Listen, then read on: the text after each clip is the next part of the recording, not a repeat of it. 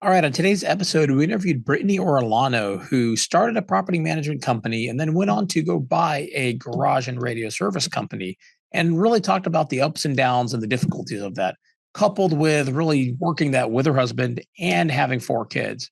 And so lots of interesting nuggets on this one. So Casey, what were some of your takeaways? Entrepreneurship is one of those things that I've been my whole life. I love it, but I did not have to have 4 children, right? In my mind, just being able to be a part of entrepreneurship, the stress that it takes to be married, to have kids, and then to go out and buy a company and go through that process. It's an unbelievable story. I mean, at the end of the day, no one else has a reason why they can't go out and do it. I mean, she went on a search in November and ended up buying her company in January. Yeah. I mean, you're talking about a 3-month search and just get it done type attitude.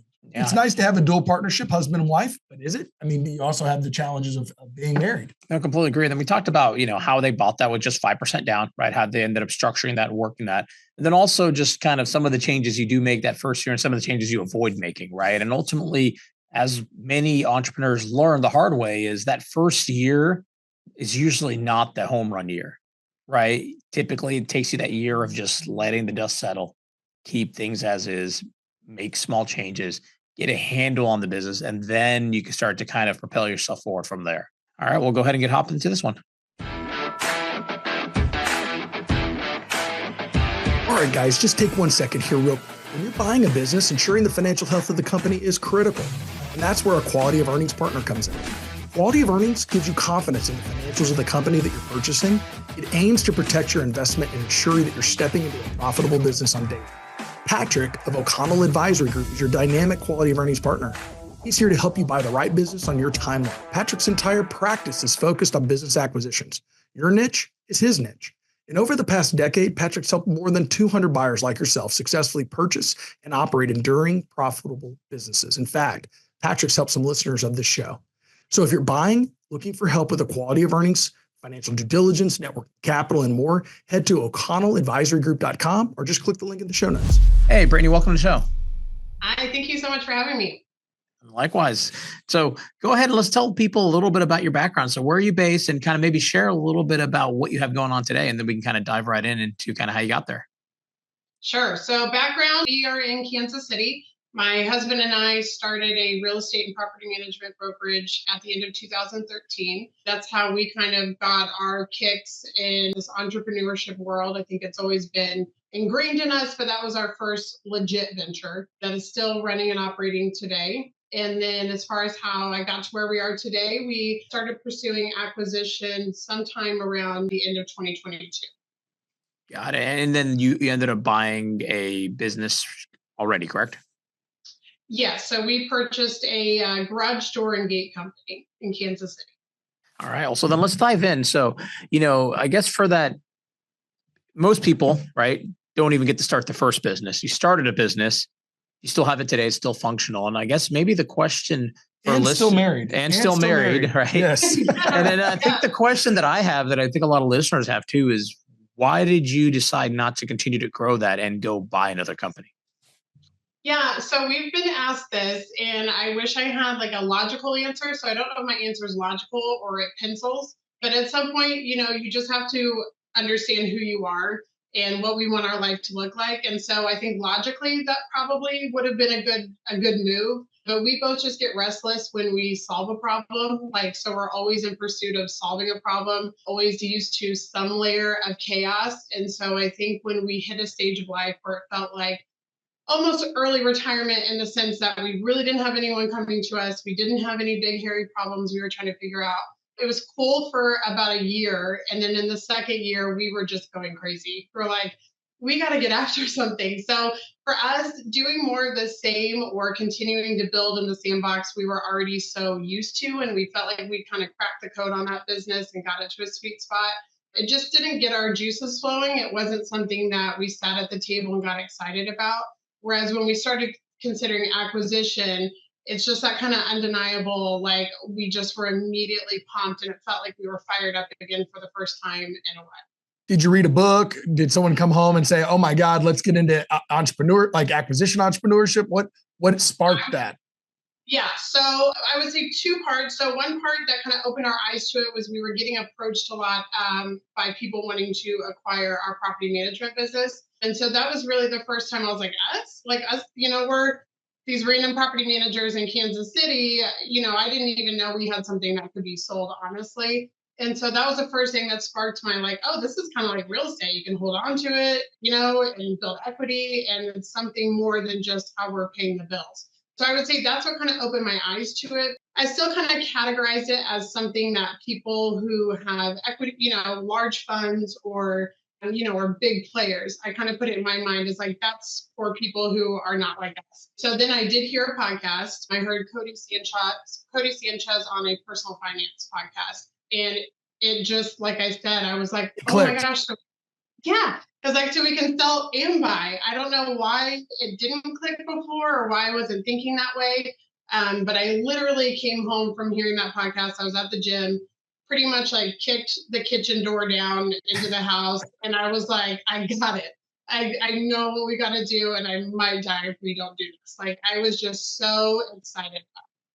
That's awesome. So just before we get into the deep stuff of the business, what I find is because I was also inspired by a book and things like that, but then you go do it and you realize it's a lot harder than what they told us on the podcast. Yeah. Hands down. Yeah. And question for you, why not sell the property management company or why not buy another property management company and turn it into, hey, we're just going to start to consolidate and buy other management companies because you know that space and you're good at it. I know. We might have that. I wish that we were the personalities. We've learned this about ourselves where I wish there was one of us that was slow and steady wins the race, but we have always been jump and build the plane in the air, and we're both wired that way. So in hindsight, there's a lot of things. I will say that we did pursue acquiring other small local property management companies, but the lift to get those stabilized to where we were at, again, it just would require a lot of time and effort into something that, we're so grateful for that business and have a lot of respect for that business, but it just wasn't something that we were excited about. It felt like a lot, and we knew the time constraint it would take for us to do that. What was I feel like that was a two-part question. I only got you. Yeah, no, and then why not sell then? Maybe is the other part, right? Oh, yeah, we still talk about that. We're should we have, I don't know. I think it felt like a safety net. If everything else goes wrong, that's a debt-free business, that's cash flowing, that's our day job. So it just kind of felt like a safe space. Hindsight, I think it could have been nice to have that capital to inject into this new venture. I think that that's something that we're recognizing now. And I think the amount of capital we thought we were going to need, expectation versus reality, were pretty far apart. So yeah, I just don't think we could have estimated. We probably could have if we'd taken more time, but at the time we didn't have the tools to estimate how much actual capital we would need. No, those are all great questions, and it's very well thought out. I think that, one of the things, and Feras leans this way a lot, he talks to us about buy and hold, right? It's having these businesses, they generate cash, and it's a great asset, right? So when you sell it, you've got to take that capital and you've got to put it somewhere else to grow. And so it's kind of you're hey, we got a great business. I don't have to show up to work every day there. It generates cash. That's a pretty good safety net, in my opinion. A lot of the people that are listening to our call today are thinking about their first business, right? They're going, hey, instead of going and starting and doing all that groundwork, I'm going to shortcut, buy an existing business. Right. So now you've done both. So here's my question. Is it just as much work to start it from the ground up or to the business that you bought? Are you if you look back, are you man, we're doing almost the same amount of work? Yeah, I think who I am today, I was in my early 20s when I started the first business. We had just had our third kid under 6. So and we had no money. We were literally, that's what interested us is we're okay, low barrier to entry. This is something we could do just on the hustle, which is pretty much all we had to offer at that point. So when I look back and I'm okay, if we had capital at that point doing a startup, could it potentially have gone, a lot faster? I don't know. I do know that we're working really, really insanely hard now, but it still, to me, does not compare as a cash-strapped young couple bootstrapping a startup. It's just, to me, it's night and day. I'll take this all day. All right. So talk to us about the journey of finding this acquisition. So it sounds like you listened to Codi Sanchez. You got excited, come home, tell the husband, hey, I've got it all solved. This is what we're going to do. So then that was in 2022, right? Beginning of 2022? That was so that was probably November. I think it was November of 22. Okay. And so then you got to then go into searching. So talk to us about the how this all went down. Yeah, what were you imagining buying versus what you find? Okay, so my original plan was a property management company roll up, because we learned that if you do a roll up, you potentially don't have to put the same amount of equity down. So that and that's what we knew. So that was kind of the first idea. After reviewing a few companies, like I said, it just felt like, this isn't the avenue we want to go. So then we thought about like a hub and spoke model, like, okay, let's stack some service businesses that we could be the main customer as a property management company, know that we could feed work into. So I looked at our property management reports of what vendors we spend the most money on and started pursuing those. Reached out to some of our vendors in the property management company and just said, hey, this is probably awkward, but if you ever want to get out of the biz, I'm your guy, give me a call. So it was a very aggressive approach. Once I heard that one podcast, I downloaded every, acquisition podcast I could find. And everyone the general consensus was that it takes a really long time to acquire a business. So I felt like if we're going to want to acquire within the next year, we have to be aggressively searching. But where we ultimately found it was on Biz by Sell. Oh, nice. And it was in your backyard. Yeah. It's 20-minute door to door from my house. Got it. So tell us a little bit about this business. How big is it? What was the asking price? What'd you buy it for? And then how'd you structure it? Yes, I don't remember the original asking price, because there was like a land play and a billboard and a few other things that were tied into there that I think is actually the reason it wasn't acquired, because it skewed a lot of the numbers. But the asking price was a little over $1 million, I want to say, when we started getting interested. It was generating just under $2 million. And I want to say the SDE was around 350. And so we ended up closing under $1 million. And yeah, it's a garage door. We specialize in custom garage and gate solutions. So we can do in repairs. So we can install or repair any type of garage or gate. Got it. And so maybe just for the audience to understand. So it brought in about $2 million of revenue, right? And the bulk of that is installing new garages, or is it repairing? It was a pretty clean split. Okay. Nice. Yeah, it was a pretty 50-50, which to us kind of felt similar to what we were used to with the brokerage of sales versus property management, is you kind of have your, recurring revenue, and then you have your big hits, which was how this was set up. So it just made sense to me that way. Okay. And then, you bought it for roughly $1 million. I guess, how did you structure it, right? Did you bring that cash? Did you take on debt? Did you try to do something with the seller? And was the seller sophisticated? I mean, what's kind of this background there? Okay, so the way we structured it, we started our search in November. We were under LOI in January, and then we closed at the end of April. So there was not a lot of time for us. Yeah, she does not mess around. I'm telling you right now. I was literally having this conversation today with Casey about, there's a deal that we're very close. We think we're close on. I mean, we are, and we have the opportunity to buy, but we have to accelerate it. And I was telling him, let's just skip the LOI, go straight to PSA. No, I was telling him, I'm like, look, the guy is 82 years old. It takes him 3 minutes to move across the facility. We're not going to move on this. And he's like, that's why we need to just go right to PSA. I'm like, God. Yeah. I mean, that, probably more appreciation for my husband who's married to me, that I'm a very driven, aggressive person. So when I have my mindset on something, that's definitely not a shortcoming in that sense. So the deal structure was, again, this is where my husband comes in. He grew up in Queens, so he's got a little bit of that New York finagle, let's make a deal happen, in a way. So we ended up we put in 5%. We did a seller carry for the other 5%. On standby, right? It was like a standby? Right, perfect, yep. And then 40% seller financing, and then the rest was an SBA. Beautiful. That's a great structure.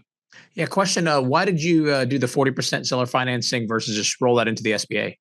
So the interest rates when we were getting ready to close increased significantly from the beginning of our search in those few short months to closing. And so we kind of got hit with reality looking at the numbers of like, wow, this is not what we projected. So we got a more favorable interest rate and we kind of liked that he would have skin in the game. Yeah, it's a good idea. And does the billboard and the real estate, was that included or are y'all renting? No. Okay. No. Yeah, we're renting and he sold the building. Got it. And so now you're at what, almost 2 years into it, Yes. right? And, kind of maybe tell us what happened, right? So were there certain things that you saw that was just low hanging fruit that you're like, we're going to make this change, this change, this change. Did you make those changes and kind of what has been the net result of all that? So. Oh yeah. I mean, I would stay up at night with excitement about all the cool things I was telling myself I was going to do. So some of the things that we actually did that I thought we were going to do is integrate technology and software and processes. That's something I'm really passionate about is, wherever we can automate, do that as quickly as possible. So when we took over, they were all paper on everything from the bid process to the final invoice getting mailed. So that is something that we did pretty quickly. I tried not to, but it was just impossible for us to keep up with. And we desperately needed to improve our cash flow from, me having time to print out invoices and mail them. So that kind of made software get bumped up the list. Other things, I think we were really focused. We're not handy people. My husband jokes he can't change a light bulb. So we were pretty terrified about losing team members, which we heard happens a lot. So I think employee retention was number 2 of importance to us is we can't lose everybody because who's going to do the work? And how many employees? At that time, I want to say there were 7 or 8. Okay. Maybe 9. It might have been 9. And we're at 6 right now. So yeah, I would say just focusing on that. I don't know. It's kind of hard to remember what was done and it's all been kind of a blur. But I would say those are probably the 2 things that I thought we were going to do that we fortunately were able to successfully to some degree pull off. Other than that, everything else was like pump the brakes and I just need to like watch and learn because nothing was kind of how I anticipated it. Got it. And yeah, there's a lot of that theory of do nothing for the first year, right? And it's really hard to do because when we closed on H&M, similar times, May, we had a key person leaving the company that did a lot of the back office, admin. So switching out all that stuff, getting all that stuff, that was just light stuff. But then it was about 8 months in, we brought in an operating partner and I'll tell you, we moved quick and we started to make some changes on some things, getting the ERP in, getting away all this stuff. And it paid off, but we also had a very slow year. And so it kind of like, it's always that like, you're so close. And then it's like, oh, I did the right moves. And it's never perfect, right? It's just it seems like a big roller coaster ride. I think we're feeling that a lot. We almost had that identical conversation yesterday. Like you get this win and then it feels like almost immediately something happens that kind of takes it from you where it's like, okay, this thing we've been working on or this idea we had, it's coming to fruition. And then kind of an out of left field gut punch comes and you're like, and here we go.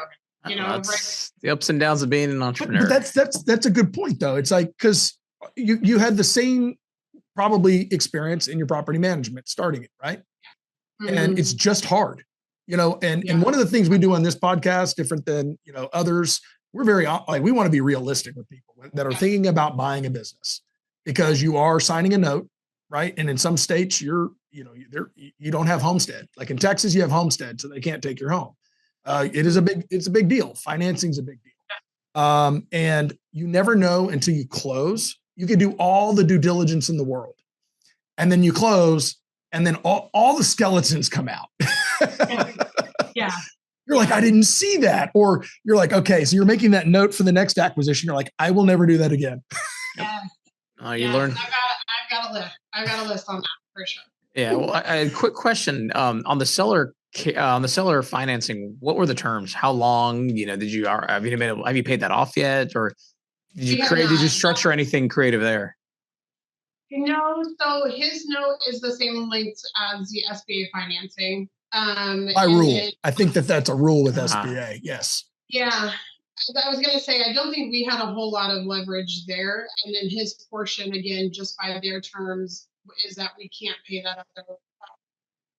I keep wanting to call it a carry. What's the proper term for Seller the note? Seller note. the portion that he's holding until the end, the other 5%. Yeah. Oh, his equity that he rolled.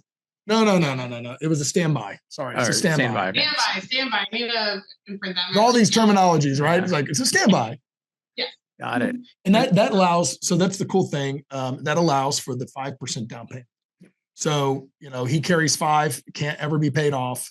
I think you can go to 2 years now. They've made all these little, like, it depends on the bank you go to that kind of does that.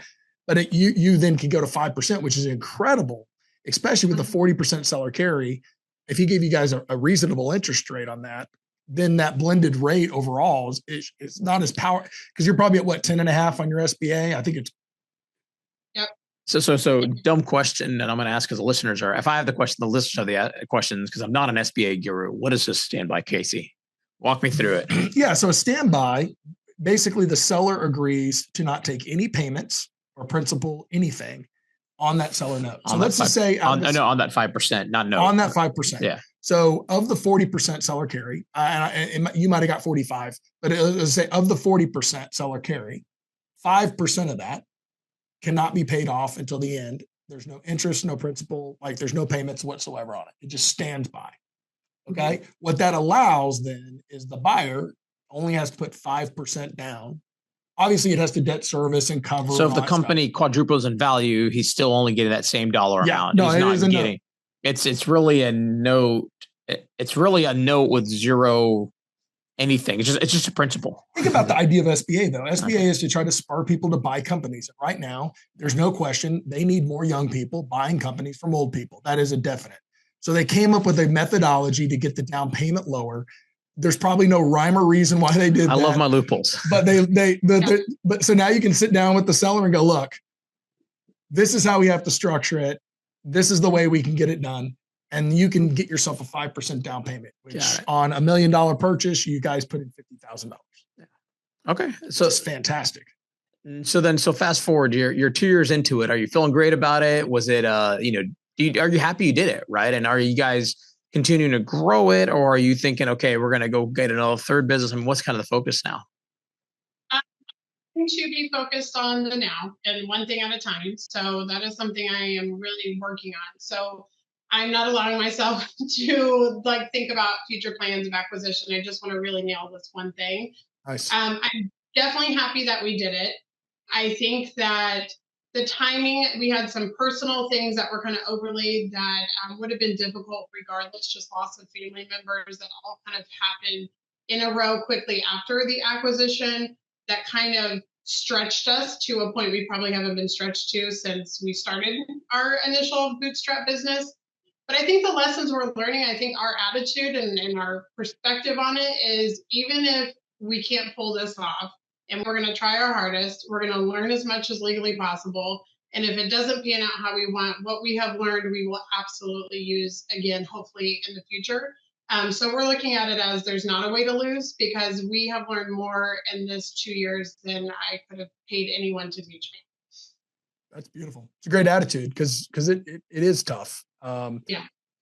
But let me ask you this: so are you guys? So in your business, right? So are you there every day? Are you kind of like split time between property management and the company? What's kind of the schedules? Yes. So initially we were both in the office physically there every day. I am now almost exclusively working from home. Our property management company has been remote since the beginning, so there's nowhere to go there. So anything that I'm doing on the property management side with my team would just be a virtual meeting or a phone call. And then on the garage door side, I only come in if there's kind of a major, thing that maybe is my idea that we're integrating or something I just need to lay out. But otherwise, I'm working from home. My husband is still going every day. He's still physically there, but he's trying to scale back his hours. Got it. And anything on the garage door side you're excited about kind of for next year, saying, hey, we think we're going to grow 30% next year and here's why? Yeah, I mean, I'm always excited. So even when it's challenging, I have to keep my focus on where we're trying to go. Otherwise, you get bogged down in where you're at right now. So, I mean, I think the clarity that I have now, I could not have learned without this year and a half. So I feel clearer than I have ever felt on the players we need to kind of propel us toward our vision of where we're trying to go as far as gross revenue. So I feel great about our team. I feel great about our vision. I feel great about our numbers. This is the most dialed in I've been. That was kind of an onion that took me a really long time to unpeel, our margins on every type of job and who's doing what, and, how are we attributing that to who or what venue. So I feel like I've got everything sorted. I'm clear. And so now it just becomes an execution game, which is not where we have been previously. Previously, it's just been, let's keep the wheels on. So I feel like we've passed that stage. And now we're like, okay, let's get excited about actually growing and trying to go beyond where we've been trying to maintain.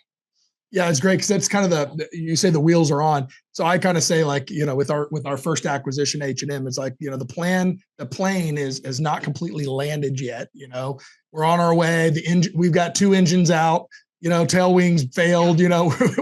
We've scraped the runway once, but we're not completely down. But I feel like we got the ERP in. We got all these things in line to be able to then just have good timing, good production, see those numbers. So it does take time. It certainly takes time. And to anyone who's getting into it, I would say to fully have that expectation of whatever the plans are, kick that can down the road, maybe at least 12 months, to give yourself time to understand the business, the current structure, the current processes, where improvements needed, where you need to just leave some things alone, just to get yourself some clarity. Yep. Oh, and it takes time and it's tough. Like, that's the biggest thing. I mean, stuff takes time. You have to let it happen. You have to spend the energy to kind of get in there and piecemeal it together and drag it sometimes to where you need it to get to, right? So, all right, perfect. Well, we can go ahead and move on to our rocket round, where we ask listeners the same 3 questions. All right. So first question, Brittney, what do you like to do in your free time? Hands down, hang out with my kids. That is, be as lazy as possible and do nothing and schedule nothing, and just chilling with my kids is my happy place in my free time, for sure. You said you had 2 children, 3? We've got 4 now, 4 girls. 4 girls. And you've been able to do all this. 4 girls, you said? Yes. I got 2 girls. They keep it busy. So. Oh, yeah. Yeah. All right. Next question. Most memorable moment in your business journey? I'm going to say in the first bootstrap business, hitting a place of the business growing a little bigger than us. I think that is one that was just a moment for us of like, we're not really needed and everything's working and growing and operating as it should. And everyone knows what they're supposed to be doing. That was just coming from a complete startup to that was just a moment. That's outstanding. And so what is your favorite tool or resource you like to use? Okay, so right now I'm all in on AI, which is ironic with a blue collar business, but it's pretty exciting. And a lot of these field service management softwares are rolling out really cool AI stuff to just make us a lot more productive and kind of take off the tasks that we don't need to do. So I would say that's what. Can you give a few examples of just some of those tasks and things that are kind of getting streamlined for you? Absolutely. Answering service. So AI answering service that can actually put the call into our system and assign it to the correct user and do it within certain windows and know our schedule blocking. So almost essentially taking over dispatch to a degree. That's probably the one I'm most excited about. Then just, the written responses, and doing all of your thinking for you on the technician responses to customers or emails and, and everything it whips up for us. Question for the dispatching one. Is that already rolled out and is it working as well as you want it to, or is it something you're still working on getting rolled out? It is rolled out. I would say I'm an early adapter, so I'm on those type of things. So I'm down to take the ride through the bumpy first iteration of it. I wouldn't say it's perfect, but I would say it's actually performed better than a remote team member who we had answering the calls. So as far as just being able to run kind of a diagnostic on the call about what exactly is needed, and then really thorough, detailed information. We get the entire call transcript in writing and all of that. So I would say it's performing good enough. Awesome. No, it's incredible. You got to use those tools. Those things are. My background's software, and it's been really interesting. I feel like the whole AI ecosystem that's starting to get built up is getting me kind of rejuvenated of just getting back into the software space. I mean, I've been buying chrome plating companies and buying real estate instead of that. But there's just a lot of really cool things that are enabled and starting to get enabled. So it'll be fun to see kind of where the next 5 years goes. So I'm hoping someone does something similar on the property management side for, maintenance calls or, leasing calls or things like that. That would be really incredible. I haven't been able to find it. Yeah. So tell Feras when you do, he'll love that. Well, I'm guessing, we use like RealPage. What's going to happen is the property management softwares are going to roll out their own iteration of it that you pay for. And so that just, I'm guessing how that's going to work out. I think about self-managing landlords, that's a game changer for them, in my opinion, if it can route to a vendor and stuff. So anyways, cool stuff. Cool. Perfect. Well, Brittney, thank you for being on the show. How can somebody get a hold of you? Email. I'm old school in that. So that's my favorite way to be contacted. So it's just my name, Brittney, at rcgdg.com is what we inherited. So it's short for Radio Controlled Garage Door and Gate is our company name. And we'll put that in the show notes. Excellent. Brittney, great story, a mother, all that you've done, incredible. That's exciting. I completely agree. I appreciate that. Thank you so much for the opportunity. You bet. Thank you, Brittney. Thank you for listening to the M&A Launchpad Podcast. If you've enjoyed today's podcast and would like to support us, please leave us a rating and a review after you listen. I'm Casey Minshew, and I look forward to talking with you next week.